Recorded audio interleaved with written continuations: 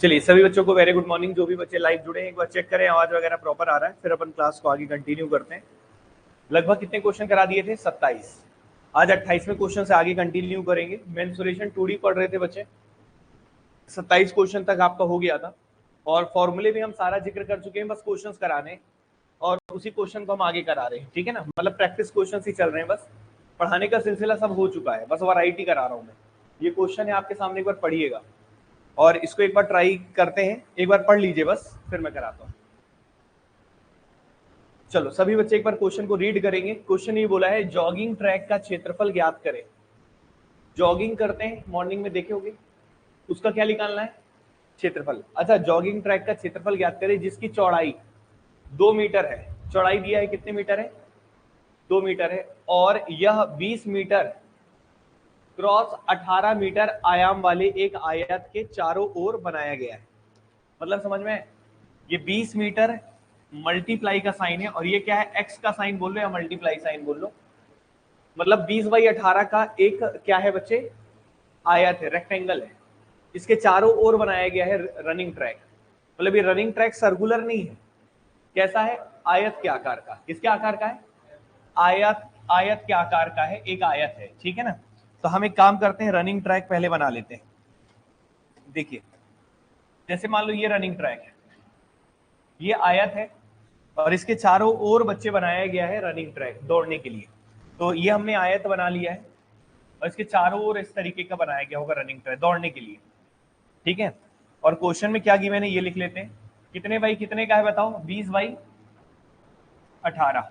ये 20 मीटर लंबाई है और चौड़ाई कितनी है? 18 मीटर। ये क्या चीज है बच्चे? एक आयत है और इसी आयत के बाहर साइड क्या बनाया गया है? रनिंग ट्रैक दौड़ने के लिए। और इस रनिंग ट्रैक की चौड़ाई बता दिया है, कितने मीटर की है? 2 मीटर की चौड़ाई। मतलब ये जो है ये कितने मीटर का है? 2। ये भी कितने मीटर का होगा? 2। ये भी कितने का होगा? 2। और ये भी कितने का होगा? 2। ये कहने का मतलब समझ में आ रहा है? ये जो चौड़ाई है ना रनिंग ट्रैक के दौड़ने वाले को, 2 मीटर का है। कितने मीटर का है? 2। और आपसे पूछा क्या है ये देखिए, तो जॉगिंग ट्रैक का क्षेत्रफल ज्ञात करें। तो जॉगिंग ट्रैक तो यही वाला कहलाएगा, हाँ या ना। इसी का क्या निकालना है? क्षेत्रफल। क्या निकालना है? क्षेत्रफल। बड़ा इजी क्वेश्चन है। तो ये जो येलो कलर का मैंने शेड किया है ना, इसी का क्षेत्रफल निकालना है। करना क्या है? बड़े वाले रेक्टेंगल में से छोटे वाले रेक्टेंगल को माइनस कर दो, एरिया निकल जाएगा, हाँ या ना।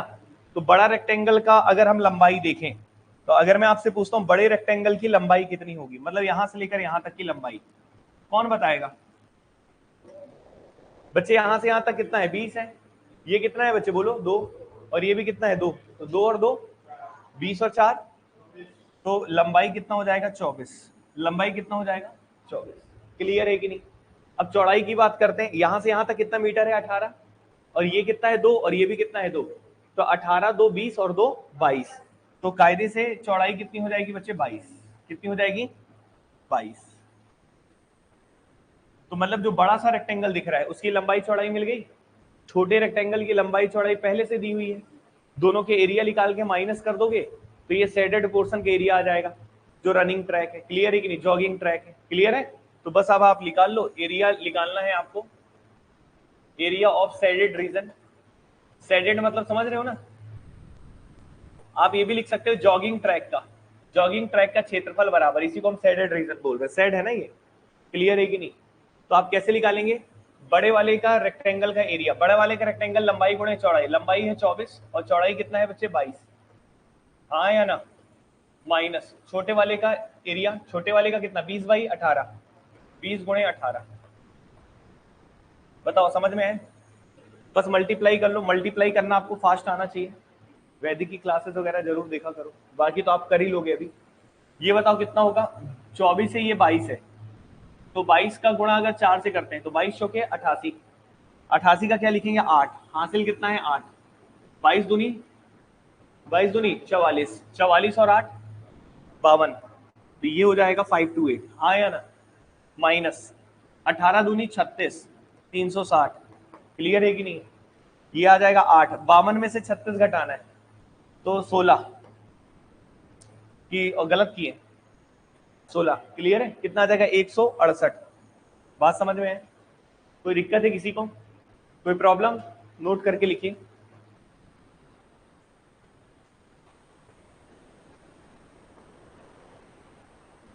तो क्वेश्चन बड़े आसान है, बस लैंग्वेज पढ़ना है अच्छे से, फॉर्मूला तो आपको पहले से पता है, क्लियर है कि नहीं?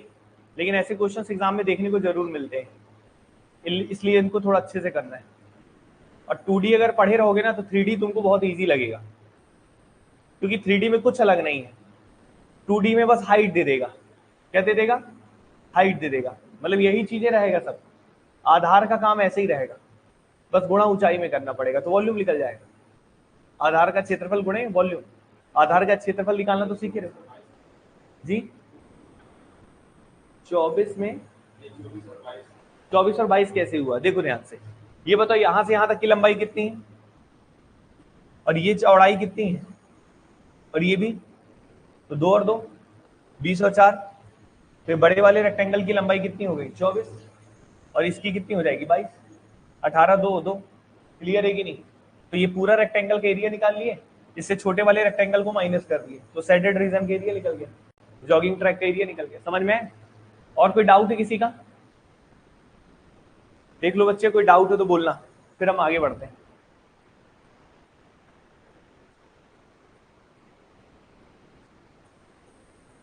चलिए अगले क्वेश्चन में चलते हैं। यहां तक लिख लिया सबने? अगला सवाल आपके सामने, क्वेश्चन नंबर 29।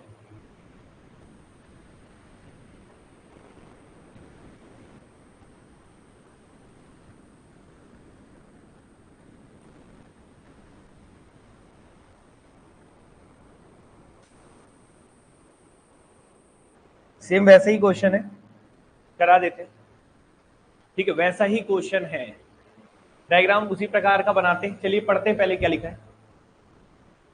क्वेश्चन में लिखा है कि एक वर्गाकार पार्क चारों ओर 1.5 मीटर समान चौड़ाई के पथ से घिरा हुआ है। एक वर्ग के आकार का पार्क है। वर्गाकार पार्क मतलब स्क्वायर शेप का पार्क है। तो एक वर्गाकार पार्क बना लो, ये बच्चे वर्गाकार पार्क, सही है कि नहीं? एक वर्गाकार पार्क है और उसके चारों ओर 1.5 मीटर समान चौड़ाई का पथ से घिरा हुआ है, मतलब समझ रहे हो? इसके चारों ओर बच्चे पथ है, वो भी कितने मीटर चौड़ाई का? 1.5 मीटर। तो ये वाला जो दिख रहा है ये वर्गाकार प्लॉट है, ठीक है? पार्क है, यहाँ पे पार्क है, और ये इसके सड़क गई है 1.5 मीटर चौड़ी, क्लियर है कि नहीं? और यहाँ पे क्या बोला है? 1.5 मीटर, तो 1.5 लिख लो, यहाँ भी 1.5 लिख लो, यहाँ भी 1.5 लिख लो, यहाँ भी 1.5 लिख लो, ठीक है? पथ से घिरा हुआ है। पथ का क्षेत्रफल 225 वर्ग मीटर है, मतलब इस पाथ का एरिया दे दिया है। इस पथ का क्या दे दिया है? एरिया। ये जो दिख रहा है ना पथ, पथ मतलब हो गया रास्ता, रास्ता का क्षेत्रफल दिया है, ठीक है? पिछली बार यही निकालना पड़ता था, इस बार ये क्या किया है? दे दिया है, सही है कि नहीं है? तो एरिया ऑफ पाथ आपको दे दिया है, और यहां तक ठीक है। और आपको क्या निकालना है? पार्क की परिधि। क्या निकालना है? पार्क की परिधि। पार्क कौन सा वाला है? पार्क की परिधि निकालने का मतलब ये वाला पार्क है, हाँ या ना?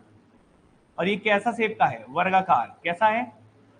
वर्गाकार। वर्ग है मतलब इसकी सभी भुजाएं बराबर है, तो हम मान लेते हैं ये भी x है, ये भी x है, ये भी x है और ये भी x है, हाँ या ना? और इसका क्या निकालना है? परिधि। परिधि या परिमाप कुछ भी बोल सकते हो। तो 4x, वेरी गुड, क्या हो जाएगा? 4x। तो इसका परिधि का फॉर्मूला हो जाएगा 4x। तो आपको क्या निकालना है? 4x। 4 तो है, बस आपको क्या चाहिए? x। क्या चाहिए? और x निकालने के लिए पूरी मेहनत करनी है, क्लियर है कि नहीं? आपका लक्ष्य क्या है? निकालना पहले x। x निकलेगा तो 4x करके आंसर आ जाएगा। अब x निकालने के लिए आपको एरिया दे दिया है इस वाले पाथ का, इसका एरिया दे दिया है, कितना दे दिया है? 225।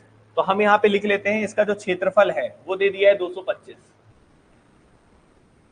अब ये जो पाथ का जो क्षेत्रफल होगा वो किसके बराबर होगा? बड़े वाले वर्ग माइनस छोटे वाले वर्ग, हाँ या ना? अब बड़े वाले वर्ग की लंबाई कितनी होगी? यहां से यहां तक कितना था? x। तो ये कितना है? 1.5, और ये भी कितना है? 1.5। तो 1.5 और 1.5 कितना होता है? 3। तो ये पूरा क्या हो जाएगा? x प्लस 3, हाँ या ना? क्लियर है कि नहीं? उसी प्रकार से ये वाला भी क्या हो जाएगा? x प्लस 3, क्लियर है कि नहीं?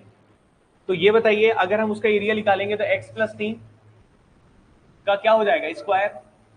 एरिया ऑफ स्क्वायर क्या होता है? साइड का स्क्वायर, क्लियर है कि नहीं? माइनस छोटे वाले वर्ग का बात करेंगे तो ये क्या है, x, क्या है, x भुजा है, तो x का स्क्वायर हो जाएगा। क्लियर है सभी को? बस सॉल्व करना है, ये 225 रहने दो, यहां से सॉल्व करना हो तो कर लो। सॉल्व करोगे तो ये a प्लस बी का होल स्क्वायर का फॉर्मूला लगेगा। अगर आपको नहीं पता है तो लिख लेना, a प्लस बी का होल स्क्वायर का सूत्र क्या होता है, a square plus B square plus 2ab। Clear है सभी को? तो यहाँ पे a की जगह x है तो x स्क्वायर, 3 का square 9 plus 2 3 6x minus x square. X square से एक्स स्क्वायर क्या हो जाएगा, कैंसिल। अब ये बताओ 25 उधर जाएगा तो आ जाएगा 216, सॉरी 216, और ये हो जाएगा 6x। तो x बराबर हो जाएगा 6 3 18 6 6 36।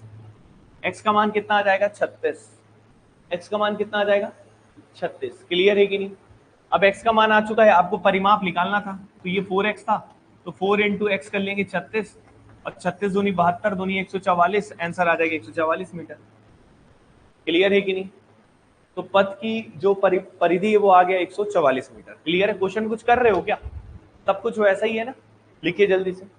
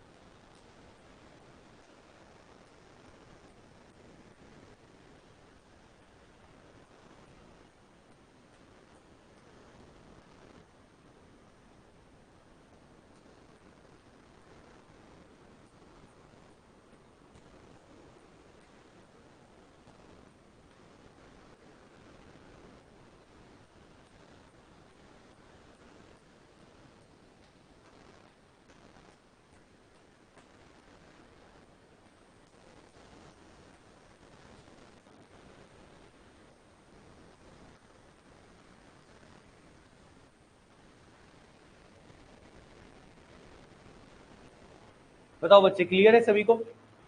नोट कर लीजिए।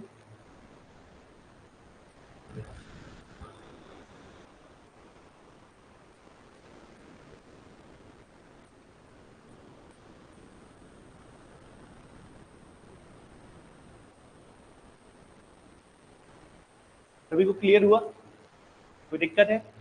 रिपीट करना है? चले आगे। ठीक है, नया क्वेश्चन बोर्ड में देखिए। एक वर्गाकार मैदान की भुजा 110 मीटर है। 5 मीटर चौड़े दो मार्ग वर्गाकार मैदान के बीच की भुजाओं में समांतर गुजरते हैं, एक दूसरे को काटते हैं। मार्गों का क्षेत्रफल। अच्छा क्वेश्चन है, शानदार क्वेश्चन, पढ़ लो पहले एक बार।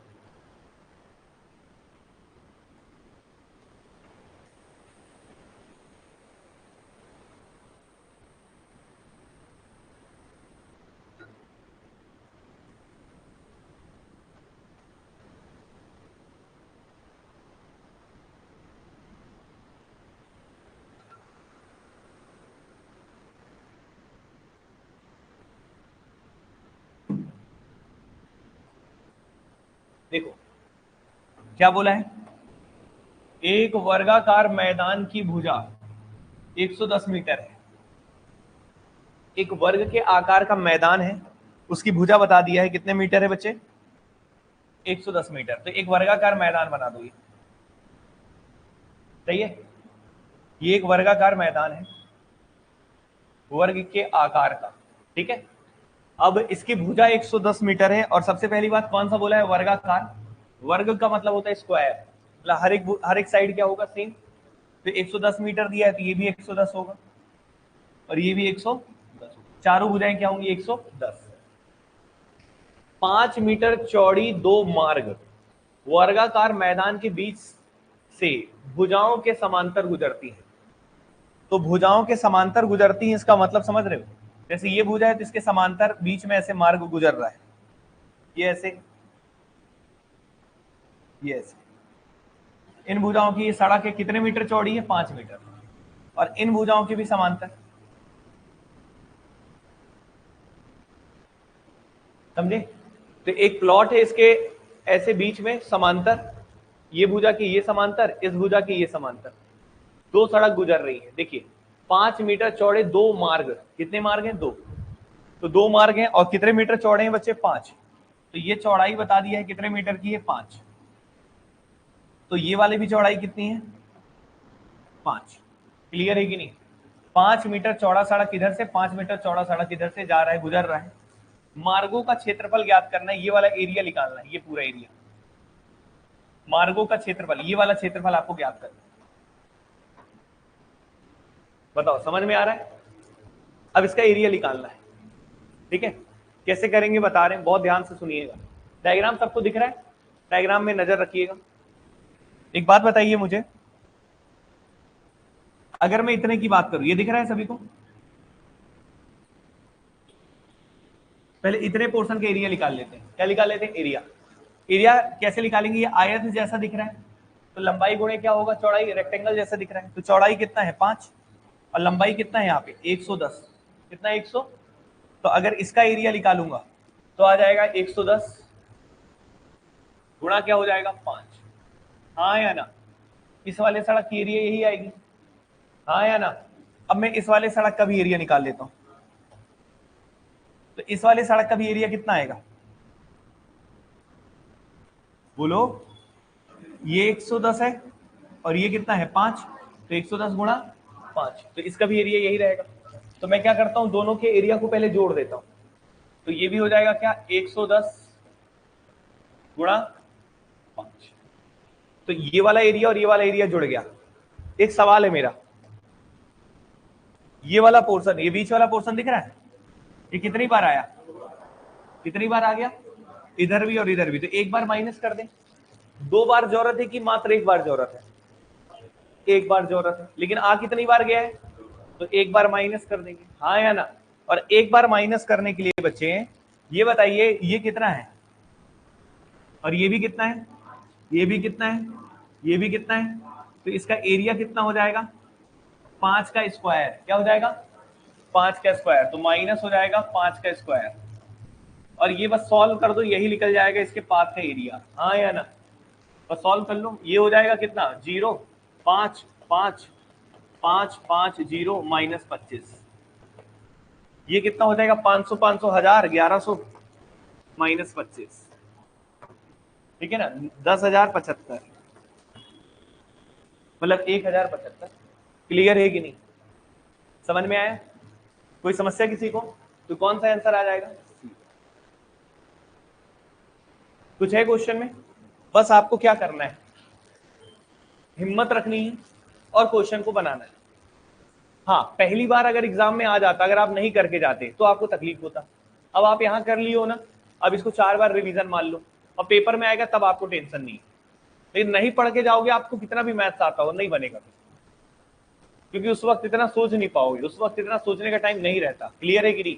इसलिए हम पहले से पढ़ाई करके रखते हैं। बात समझ में है? देख लीजिएगा। तो अब कभी भी बीच में ऐसा कोई भी क्वेश्चन आएगा, तुरंत उड़ाओगे, लिख लो जल्दी से। कितने हो गए? 30। तो ये पाथ वाले क्वेश्चन हमने करा दिए, अब चेंज करेंगे थोड़ा पैटर्न।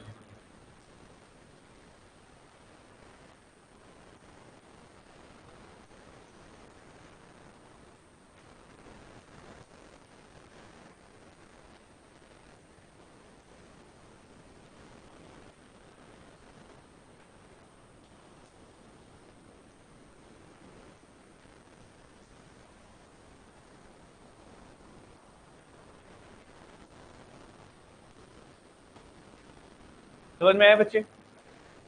चलिए नेक्स्ट क्वेश्चन में चलते हैं, 31 नंबर।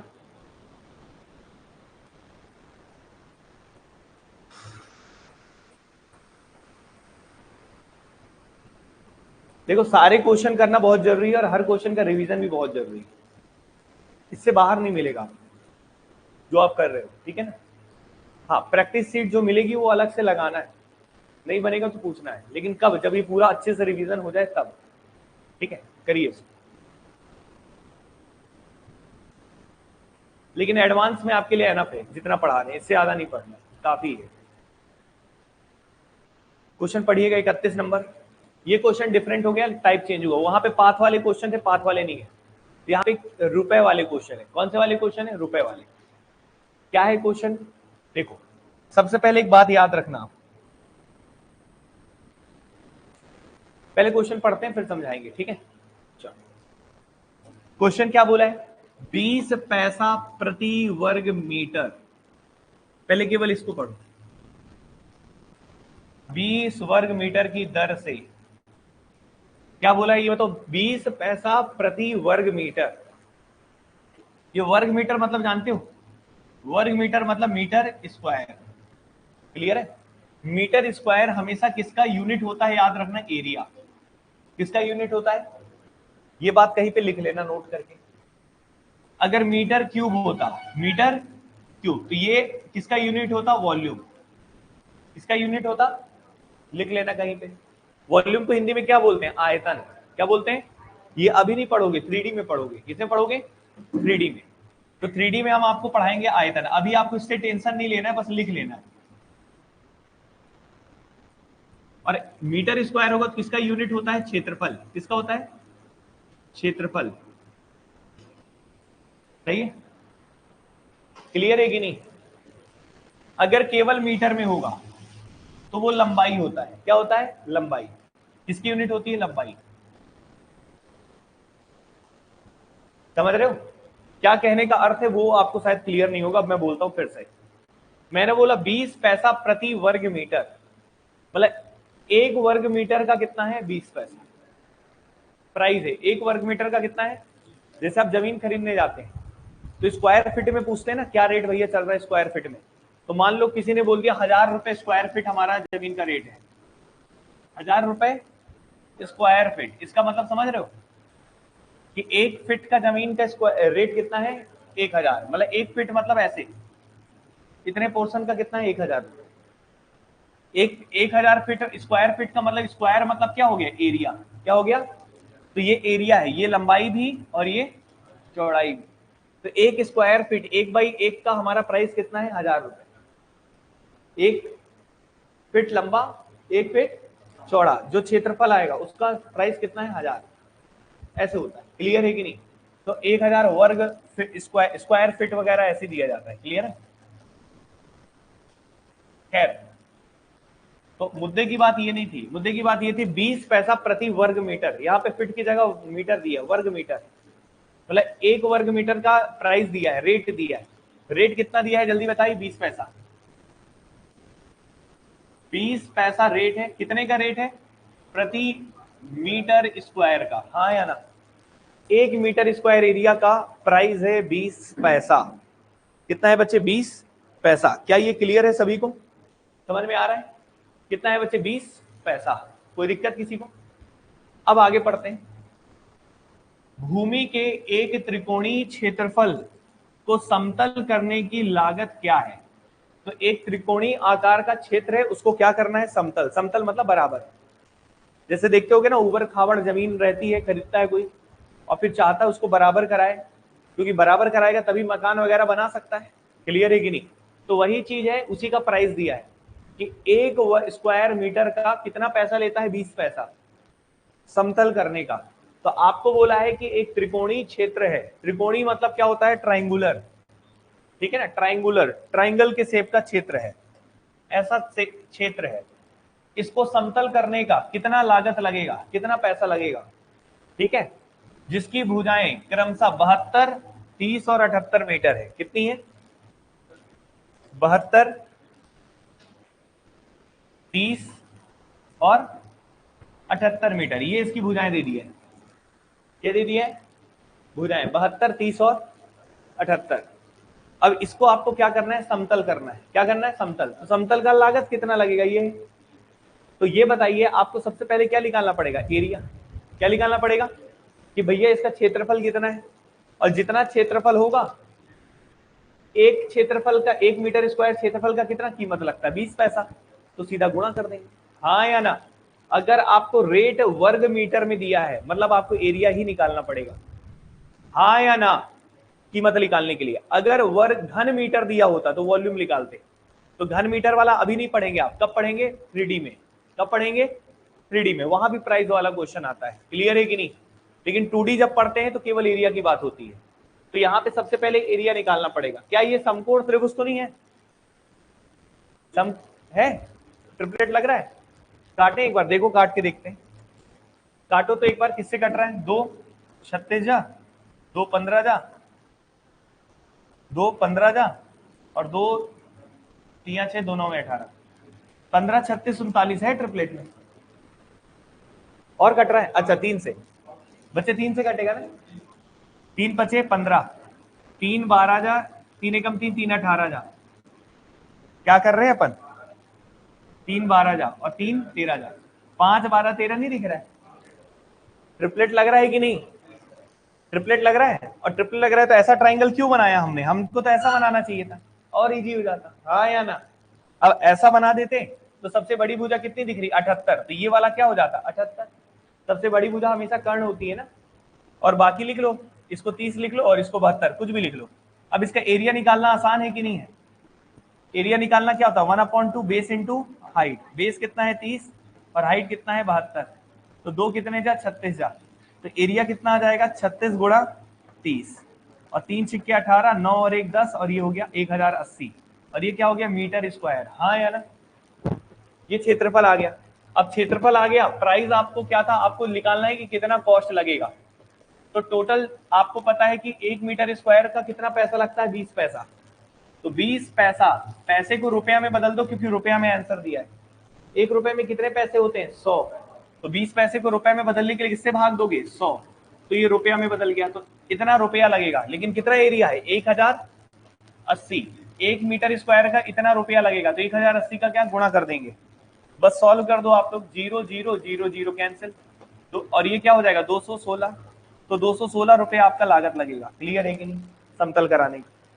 समझ में है? कठिन? नोट करिए। ठीक है बच्चे, रिपीट करना हो तो बोल दीजिएगा। तो आपको जब भी त्रिभुज की भुजाएं दे बच्चे, तो एक बार चेक कर लेना ट्रिपलेट है कि नहीं। 99% ट्रिपलेट होता है।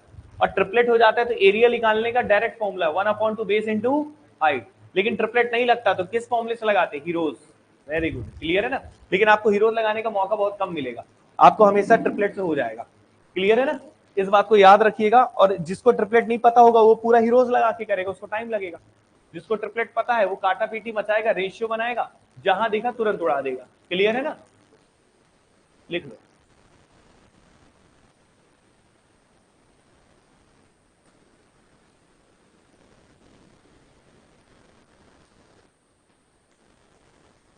कभी भी 3 भुजा दिखे ना त्रिभुज का, रेशियो निकाल दिया करो, पता चल जाता है ट्रिपलेट है कि नहीं।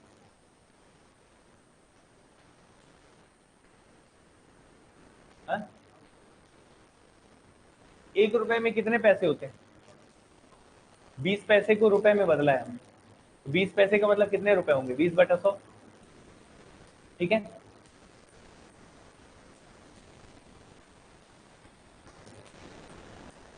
ठीक है। 20 पैसे को रुपए में बदला है ना। 1 रुपए में 100 पैसा, तो 20 पैसे में कितने रुपए होंगे? 20/100 रुपए। रुपया बड़ा यूनिट है ना, बड़ा में करते हैं तो नंबर छोटा हो जाता है, इसलिए डिवाइड करते हैं। और छोटे में कन्वर्ट करते हैं तो नंबर बड़ा हो जाता है, तो गुणा करते हैं। रटना उठना नहीं, समझ के चलना। 20 पैसा है तो रुपये में 20/100। ठीक है, कोई डाउट है? कुछ पूछना है बच्चे? चलिए जल्दी से लिखिए इसको, तो हो गया होगा आई थिंक। चलें आगे। बढ़िया क्वेश्चन था ना, हो गया ना सभी का? अगला, अब ये प्राइस वाले क्वेश्चन सारे कर लो, इसको भी एक बार पढ़ लो फिर करें। क्या पढ़ने से क्वेश्चन का कम से कम भाषा क्लियर होता है ना आपको? एक बार पढ़ा करो।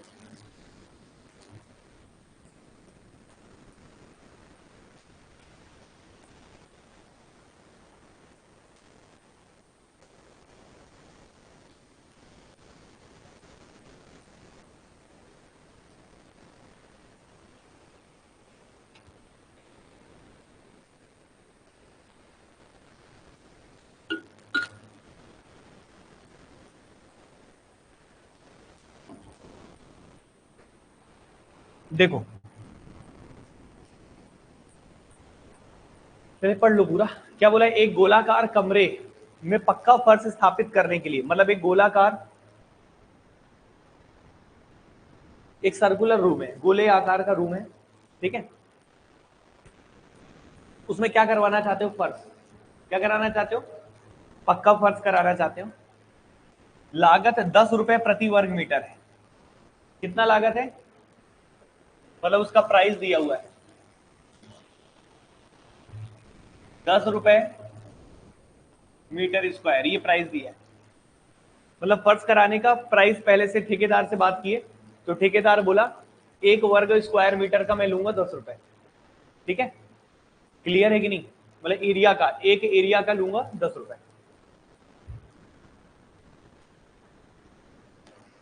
ठीक है, तो गोलाकार फर्श था, गोला बना लेते हैं, इसको फर्श करना था, और ये प्राइस पहले बता दिया कितने वर्ग मीटर लूंगा। दर से 1540 रुपए है। अच्छा, लागत कितना है? इसका लागत भी दे दिया है, टोटल कॉस्ट कितना खर्चा आ रहा है? 1500। मतलब ठेकेदार बोलता है कि देखो सर, हम लोग लेते हैं 10 रुपए एक मीटर स्क्वायर का लेते हैं, और आपका जो ये पूरा क्षेत्रफल है उसका फर्ज करने में हमें आपको कितना आपको हमें कितना देना होगा? 1540। तो ये टोटल कॉस्ट भी बता दिया है,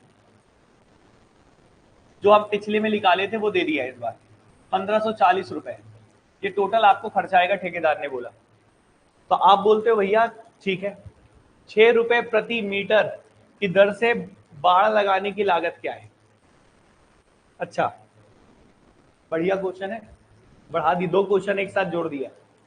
अब इसी में क्या लगाना चाहते हो? बाढ़। क्या लगाना चाहते हो? बाढ़ जानते हो?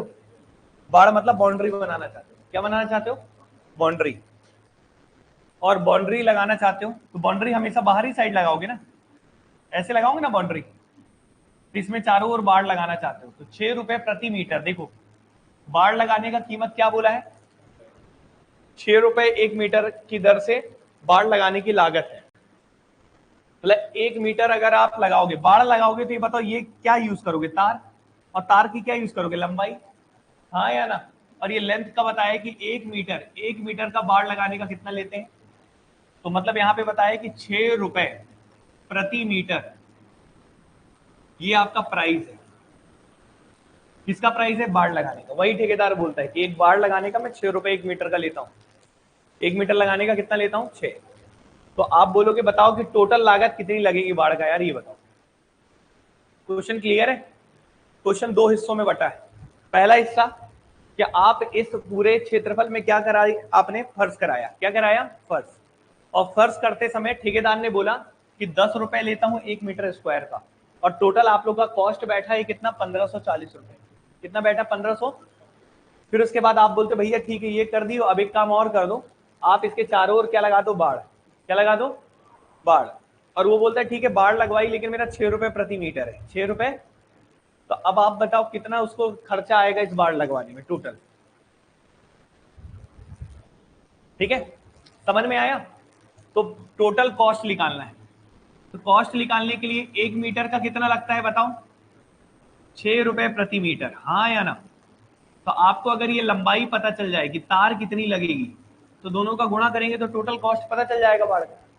तो लंबाई इसकी निकालनी है। इसकी लंबाई को हम क्या बोलते हैं? वृत्त के जो बाहर साइड होता है, परिधि। क्या बोलते हैं? सरकमफ्रेंस। क्या बोलते हैं? सरकमफ्रेंस। परिधि बोलते हैं। क्या बोलते हैं? परिधि। और परिधि का फॉर्मूला क्या होता है? 2πr। हाँ या ना? बताओ बच्चे, समझ में आ रहा है? तो 2πr में आपको किसकी जरूरत है? आर की। किसकी जरूरत है? तो आपको पहले क्या निकालना होगा? क्या निकालना होगा? सारी मेहनत किस पे होगी? आर। क्लियर है? अब आर निकालने के लिए वापस आइए इधर, यही आपकी सहायता करेगा। क्लियर है? अब ये सहायता कैसे करेगा? टोटल कॉस्ट कितना है बताओ जल्दी से। टोटल कॉस्ट कितना है? 1540। और 1 मीटर स्क्वायर का कॉस्ट कितना है? 10 रुपए। और ये बताओ कितना क्षेत्रफल, ये एरिया लिखेंगे ना यहाँ, क्या लिखेंगे? एरिया। तो इसका क्षेत्रफल निकालेंगे। इसका क्षेत्रफल का फॉर्मूला क्या होता है? पाई आर स्क्वायर। क्या होता है? Very good. 10 रुपए इंटू पाई का मतलब 22/7, और ये हो गया आर स्क्वायर, और ये हो गया 1540। ये जीरो से जीरो क्या हो गया? कैंसिल। 11 से कटेगा, 11 दूनी 22, 11 एकम 11, 11 चौके 44, 2 एकम 2, 2 सत्ते 14, 7 बराबर आर स्क्वायर बटा 7। तो आर बराबर क्या आ जाएगा 7। क्या ये क्लियर है? 7 इंटू 7 49, 49 का रूट करेंगे तो 7 आएगा। तो रेडियस कितना आ गया 7। कितना आ गया? अब बस आपको इसका कॉस्ट आराम से निकाल सकते हो। 6 रुपए था, 2 इंटू पाई का मान 22 बटा 7 और रेडियस कितना है 7। 7 से 7 कैंसिल, 6 दूनी 12 गुणे 22, 22 दूनी 44 का 4 हासिल, 22 एकम 22, 22 और 4 26, 264 रुपए। बाढ़ लगाने का 264 रुपए अलग से लगेगा। क्लियर है कि नहीं? समझ में आया? ये सब प्रैक्टिकल लाइफ से रिलेटेड क्वेश्चन होते हैं। क्लियर है? नोट करिए।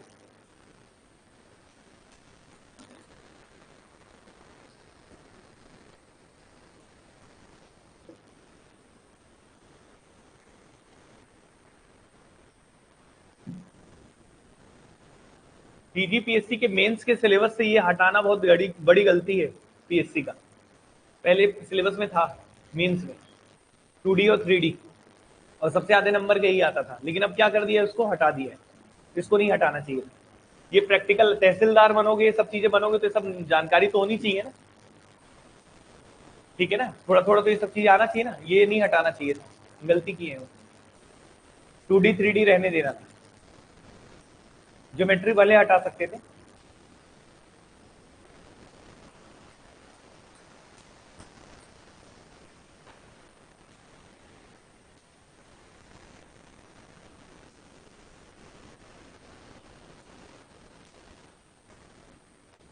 चलिए जल्दी से नोट करिए बच्चे इसको, कोई डाउट हो तो बोलिएगा, ठीक है? लिख लो जल्दी से। तो ये क्वेश्चन भी हो गया, बढ़िया क्वेश्चन था, 32 नंबर।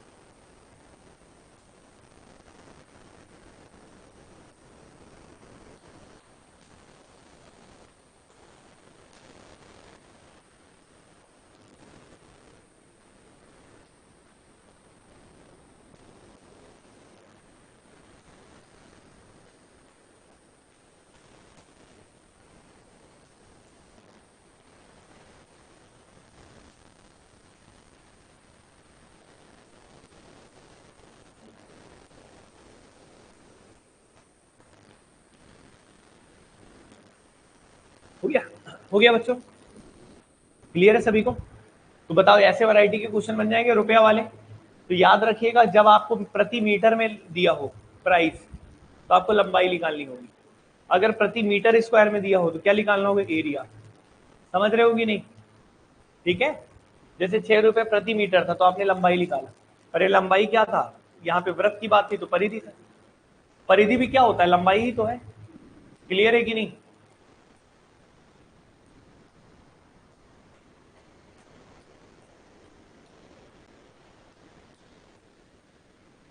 ये सब क्वेश्चन पहले बहुत आते थे, 13 में, 2013 14 में आपके यहाँ पे व्यापम में।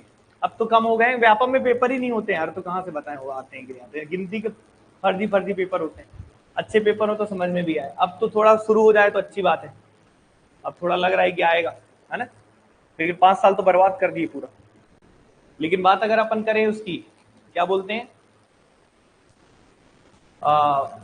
एसएससी वगैरह या रेलवे वगैरह, तो उनमें ऐसे क्वेश्चन बहुत मिलते हैं। व्यापम में भी अब जैसे आरआई का पेपर होगा ना, तो ऐसे क्वेश्चन मिल जाएंगे देखने को। रेवेन्यू इंस्पेक्टर का बहुत सब ऐसे नहीं आया है। हर राज्य का यही हालत है, छत्तीसगढ़ का बस नहीं बोलेंगे, मध्य प्रदेश में भी तो है।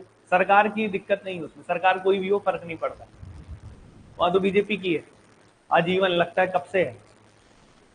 ठीक है, लेकिन अब रहे पता नहीं भयानक जीते पड़े, लेकिन वहां तो और फर्जी हालत है, वहां तो और एग्जाम नहीं हुआ है, वहां भी एसआई वैसाई कुछ नहीं हुआ है अभी बहुत समय से। यहाँ भी वही हालत, सरकार कोई भी हो, इन लोग को ना चलाते नहीं आता है। एग्जाम वाली एजेंसी स्टेट गवर्नमेंट से छीन के सेंट्रल को ले लेना चाहिए।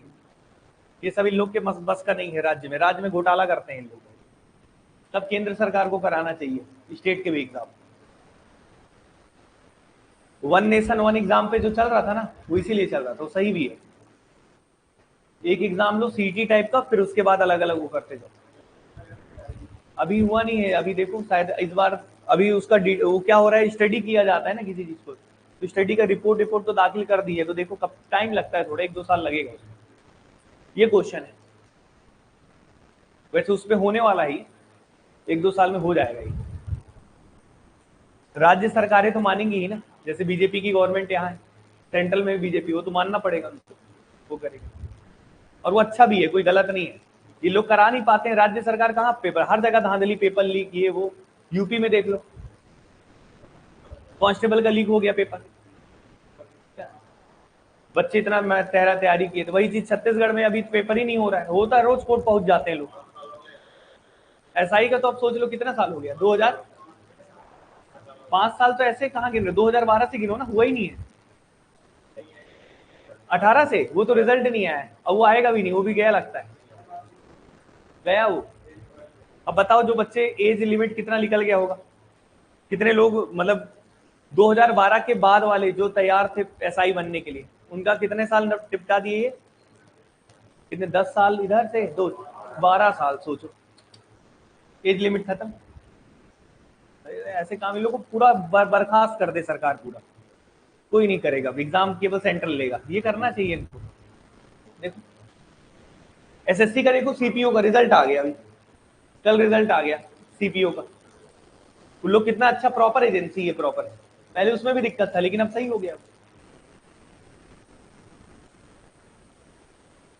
चलिए पढ़िए, क्वेश्चन क्या है, बैंड की लंबाई ज्ञात करें। बैंड मतलब जानते हो, रबर बैंड होता है ना, वही रस्सी की लंबाई, बैंड मतलब रस्सी, तार, रस्सी, बैंड, क्लियर है कि नहीं। बैंड की लंबाई ज्ञात करें यदि प्रत्येक वृत्त की त्रिज्या आर है। अच्छा ये बता दिया है कि प्रत्येक वृत्त की त्रिज्या आर है, मतलब इनका रेडियस कितना है बच्चे, आर। इनका रेडियस कितना है बच्चे, आर। इनका रेडियस कितना है बच्चे, आर। और ये बैंड की लंबाई निकालना है, तो बैंड की लंबाई मतलब ये निकालना है, ये है बैंड की लंबाई, ये निकालना है आपको। बताओ समझ में आया, ठीक है। अब इसमें कितने वृत्त दिख रहे हैं पहले ये बताओ, मैं कुछ सवाल पूछता, कितने वृत्त दिख रहे हैं, ठीक है, गिन तो लोगे ना, 3 व्रत है, कितने व्रत है, 3। अच्छा 4 भी हो सकते हैं, 5 भी हो सकते हैं, कितने भी व्रत हो सकते हैं, लेकिन ये 3 व्रत वाला क्वेश्चन है, ठीक है। तो 2-3 फिगर बना रहा हूँ और एक फॉर्मूला लिखवा रहा हूँ, उसको नोट कर लेना, पेपर में आएगा तुरंत उड़ा देना, फालतू में दिमाग मत लगाना, क्लियर है। चलिए अभी देखते हैं ध्यान से।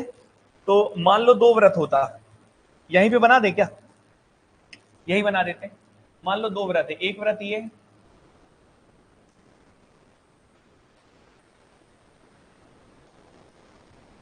एक व्रत ये,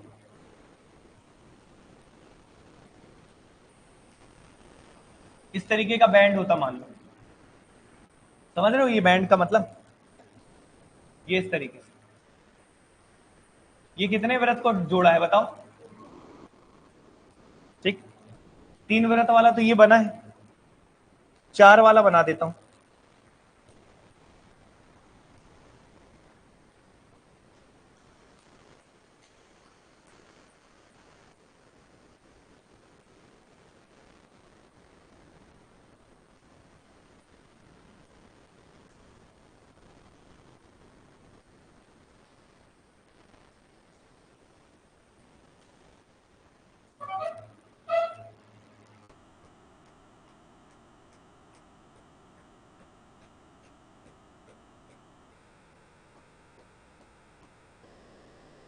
चार व्रत वाला कैसे बनाएंगे,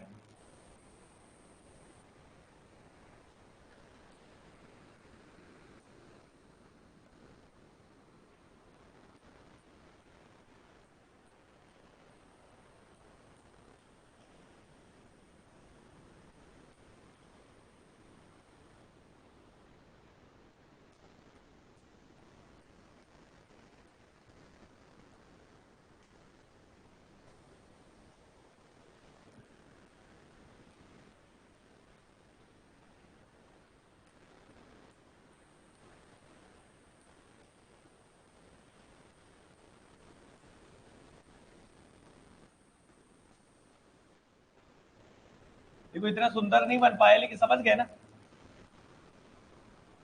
ऐसे बैंड, ठीक है, चारों व्रतों को, चारों गोलों को मतलब क्या किया है, घेरा हुआ है, व्रतों को, सॉरी। ठीक है, तो यहां लिख लीजिए सबसे पहले फॉर्मूला, नोट करके लिखिएगा। रस्सी की लंबाई,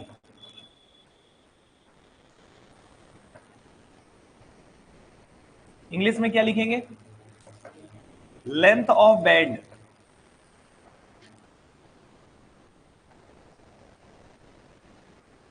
रस्सी की लंबाई,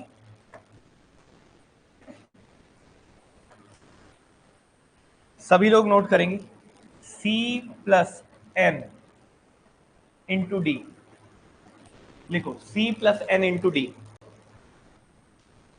C क्या है, परिधि, C क्या है, परिधि, ठीक है। N क्या है, व्रतों की संख्या, व्रतों की संख्या, व्रतों की संख्या, ठीक है। और D मतलब है व्यास,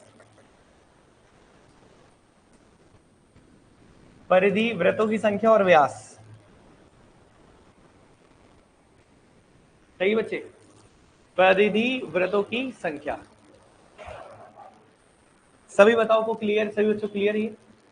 अब ये बताओ, यहाँ पे ये क्वेश्चन है, यहाँ पे कितने व्रत है बताओ, 3, कितने व्रत है, 3। तो सबसे पहली बात, इसका अगर हम परिधि लिखेंगे, क्या लिखेंगे, तो व्रत की परिधि क्या होती है, पहले ये बताइए। व्रत की परिधि होती है 2 पाई आर, क्योंकि यहाँ कैपिटल आर है ना त्रिज्या, तो एक व्रत की परिधि आपने लिख लिया, लिख लिए, क्या लिखे हो आप, 2 पाई आर, प्लस, क्योंकि आपको यही तो निकालना था बैंड की लंबाई, हाँ या ना, रस्सी की लंबाई, तो 2 पाई आर होगा, यहां तक क्लियर है, प्लस का साइन है, प्लस लगा दिया। अब एन क्या है बच्चे, व्रतों की संख्या, कितने व्रत है, 1 2 3, अच्छा, और फिर क्या लिखा है, डी, डी मतलब क्या है, व्यास, व्यास क्या होगा, त्रिज्या क्या है आर, तो व्यास क्या होगा 2r, यहां लिखेंगे 2r, तो ये आंसर क्या आ जाएगा, 2 पाई आर और 2 3 6r, ये आंसर आएगा 2 पाई आर प्लस 6r, कौन सा आंसर होगा, बोलो, सी ऑप्शन। क्लियर है कि नहीं, समझ में आया बच्चों, नोट करिए, समझ में आया। इसी तरीके से तुम 4 व्रत और 2 व्रत का भी लिखो कॉपी में, फॉर्मूला याद रखना है, C plus N D, C plus N D, C मतलब क्या है, परिधि, और N क्या है, व्रतों की संख्या, D क्या है, व्यास। क्लियर है कि नहीं, तो C में आपने क्या लिखा, एक व्रत की परिधि क्या होती है, 2 पाई आर, प्लस N लिखोगे, N क्या है बच्चे, यहाँ पे व्रतों की संख्या, तो यहाँ पे कितने व्रत थे, 3, तो 3 लिख लिए, और व्यास क्या होता है, डबल होता है रेडियस का, 2r। क्लियर है, ये लिख लेना इंपॉर्टेंट है, क्योंकि पेपर में जरूरी नहीं कि 2 आए 3 आए, और निकालने में बहुत तकलीफ हो जाएगा, टाइम लग जाएगा, ठीक है ना, डेरिवेशन के साथ नहीं करना है आपको, डायरेक्ट याद रखना है।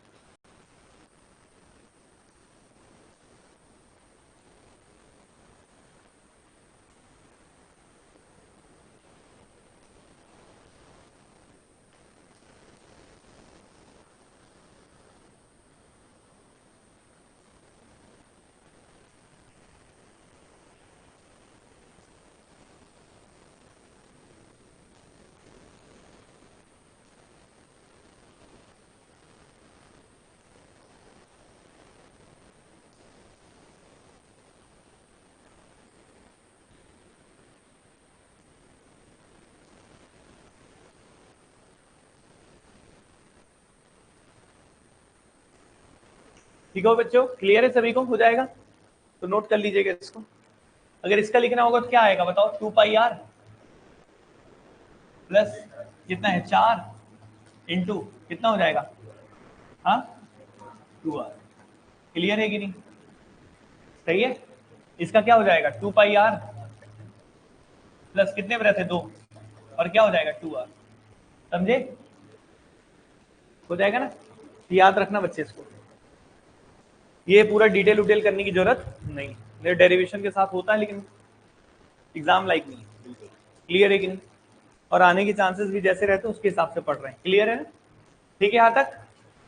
चलिए याद रखिएगा इसको। अगला आपके सामने ये ट्राइंगल बनाना था यार। Find the area of triangle ABC. ABC का क्षेत्रफल ज्ञात करना है। ये 16 सेंटीमीटर दिया है, ये 20 दिया है। इस त्रिभुज का क्षेत्रफल ज्ञात करना है। कौन बताएगा?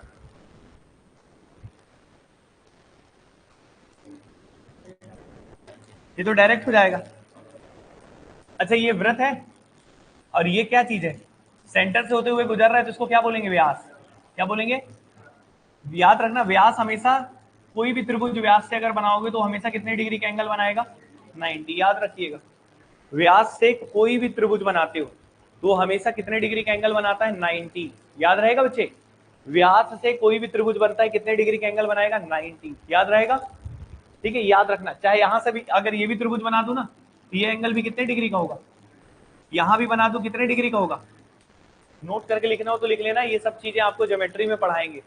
किसे पढ़ाएंगे? और सर्कल में वैसे हाँ ज्योमेट्री में ही मेन पढ़ोगे। क्लियर है? लिखना हो तो लिख सकते हो कि व्यास से कोई भी त्रिभुज अगर बनाते हो तो वो एक एंगल जो बनता है वो कितने डिग्री का होता है? 90 डिग्री का। जैसे ये व्यास है, व्यास से मैंने एक ट्राइंगल बनाया, ये एंगल कितने डिग्री का होगा? 90। इसी व्यास से एक और ट्राइंगल बनाया, कितने डिग्री का होगा? 90। इसी व्यास से एक और ट्राइंगल बनाया, कितने का होगा? 90। हाँ या ना? तो 90 डिग्री हो गया।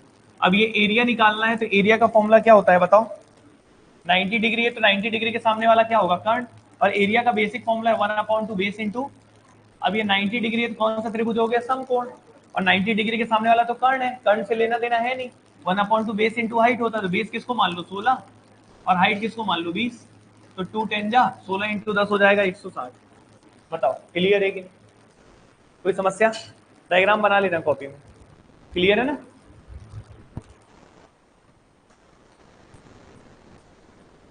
ये वाले क्वेश्चन कम आते हैं ना, याद रखना, ज्यादातर वही वाले आएंगे जो कराए। ये बताइए समझ में आया सभी को?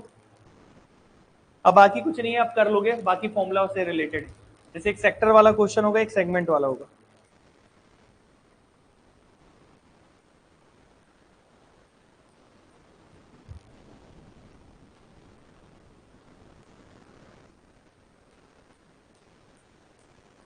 बताओ बच्चे समझ में आया सभी को? अगला क्वेश्चन क्या बोला? आकृति में ओ एक वृत्त का केंद्र है। इस वृत्त का केंद्र कौन है? ओ है। Sector O A P P, O A P B, ये सेक्टर का नाम है। सेक्टर समझते हो ना? पढ़ाया हूं भाई, भूल गए क्या? त्रिज्या खंड। क्या है? त्रिज्या खंड। और ये सेक्टर है ओ ए पी बी, ये सेक्टर है, ठीक है। सेक्टर ओ ए बी 5/18, क्या बोल दिया? The area of sector is 5/18 of the area of circle. O A P B 5/18 का क्षेत्रफल वृत्त के, कुछ भी हलवा पूड़ी लिख देता है, एकदम खतरनाक आदमी है। ध्यान से सुनो क्या बोलना चाहता है। ये बोलना चाहता है कि जो sector O A P B है वो वृत्त के क्षेत्रफल का 5/18 है। वृत्त के क्षेत्रफल का, यहां लिख दे रहा हूं अच्छे से। तो सेक्टर ओ ए बी, उल्टा मार दिया यार।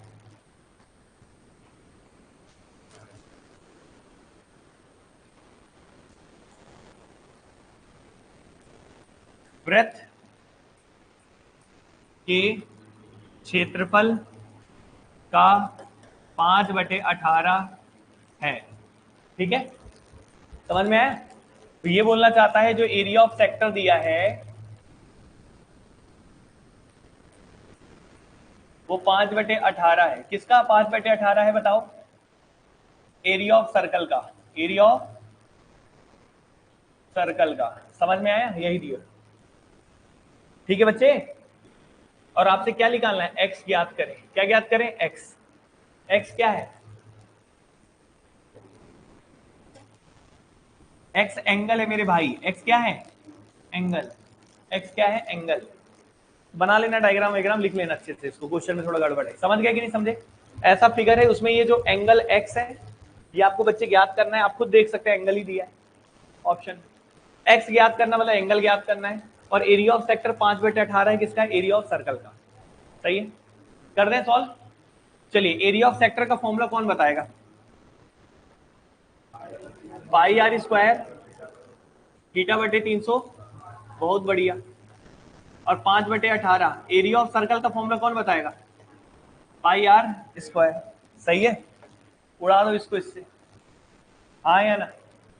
18 से ये काट दो, 18 दूनी 36, 0। थीटा बराबर 5 इंटू क्या हो जाएगा? 20। 5 इंटू 20 कितना होता है? 100। तो थीटा आ गया 100 डिग्री। बताओ, बहुत कठिन क्वेश्चन करा रहा हूँ ना, एकदम लग रहा है कि पूरा खतरनाक है। इतना आसान क्वेश्चन है ये, तो ऐसे ही होना चाहिए। क्लियर है कि नहीं है? मैं नहीं भी कराऊंगा तो आप कर लेंगे। क्लियर है ना? फॉर्मूला में रखा हूँ और कुछ नहीं रखा हूँ। सेक्टर का फॉर्मूला मुझे याद था, पाई आर स्क्वायर थीटा बटे 360। सर्कल का फॉर्मूला भी याद था, pi R square. Pi R square दोनों साइड कैंसिल हो गया, क्योंकि सर्कल तो वही है ना। बताइए बच्चे, क्लियर है? हो जाएगा। तो इसके साथ होता है दोस्त खेल खत्म, इसके साथ दोस्त होता है खेल खत्म। 2D हो गया कंप्लीट। अब बचा क्या है? 3D। 3D भी अभी अभी मैंने वैसे पढ़ाया है, अभी अभी जस्ट बैच में एक में पढ़ाया था। तो अभी अपन रोटेशन शुरू कर देंगे पूरा, ठीक है? आप में से परसेंटेज कितने लोगों ने नहीं पढ़ा है? हाथ खड़े करो। नए लोगों ने नहीं पढ़ा होगा, पुराने लोग का तो हो गया है, ठीक है? तो एक काम करेंगे, परसेंटेज से शुरू करेंगे क्लास। किससे शुरू करेंगे? परसेंटेज से, क्योंकि एक रोटेशन पूरा मार दिया हमने। 2D है तो 3D आप लोग ऐसा करेंगे। आपको 3D कैसे करना अभी तत्काल के लिए? तत्काल के लिए वीडियो देखना है। क्या देखना है? वीडियो। और वीडियो कहाँ से देखोगे? एप्लीकेशन से। ऑफलाइन में मैं पढ़ाऊंगा, ये नहीं बोल रहा हूँ नहीं पढ़ाऊंगा, लेकिन मेरा रोटेशन एक कंप्लीट हुआ है, ये बोलना चाहता हूँ। बैच पूरा कंप्लीट हो गया, हर एक चीज हमने करा दिया। अब री रोटेशन शुरू हो रहा है, फिर से शुरू हो रहा है। तो रिकॉर्डेड वीडियो तो सबका है हमारे पास। तो उस वीडियो से आप क्या कंप्लीट करेंगे? 3D अभी तत्काल के लिए। किससे कंप्लीट करेंगे? 3D। और रोटेशन मेरा शुरू होगा तो दोबारा जब ये रोटेशन आएगा तो उसके बाद से मैं कंप्लीट करूंगा। बात समझ में? ठीक है। और रोटेशन में अभी टाइम लगेगा, तो अभी हमारा स्टार्टिंग से फिर से चलेगा। कोई दिक्कत किसी को? लेकिन तब तक आप लोग को मैं कुछ सजेशन करूंगा, सजेस्ट करूंगा, कुछ टॉपिक पहले से पढ़ना है वीडियो के फॉर्म में।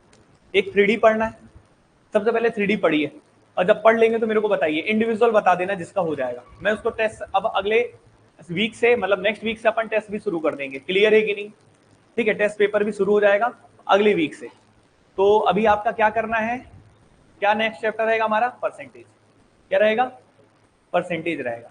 तो परसेंटेज से शुरू करूंगा। 3D पढ़ लीजिएगा, ज्योमेट्री देख लीजिएगा। क्या देख लीजिएगा? ज्योमेट्री। ये आपके पास समय रहेगा तब देखिएगा, जब समय नहीं होगा तो कोई बात नहीं, ठीक है? बाकी मैं यहाँ से अर्थमेटिक शुरू करूंगा, अब अंकगणित शुरू करूंगा, प्रतिशत, शायद नंबर सिस्टम शुरू होगा पहले। नंबर सिस्टम होता है, नंबर सिस्टम के बाद फिर परसेंटेज वगैरह में आएंगे। क्लियर है कि नहीं? ठीक है, तो इस तरीके से पूरा रोटेशन चलता है। तो न्यू स्टूडेंट अभी कोई नहीं पढ़े तो नया फिर अपन उससे शुरू करेंगे, तो परसेंटेज या फिर नंबर सिस्टम से। ठीक है, यहाँ तक क्लियर है सभी को? तो अभी के लिए इतना काफी है, मिलते हैं अगली क्लास में, तब तक के लिए थैंक यू। कोई डाउट है किसी को? चलो, अच्छा ग्रुप